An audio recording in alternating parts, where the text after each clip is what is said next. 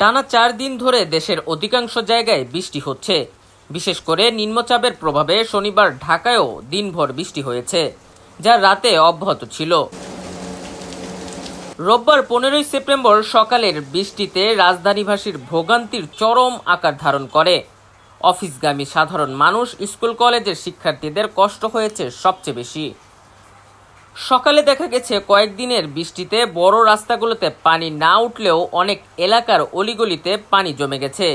বৃষ্টির কারণে কাদা পানিতে সয়লাব সব দিক।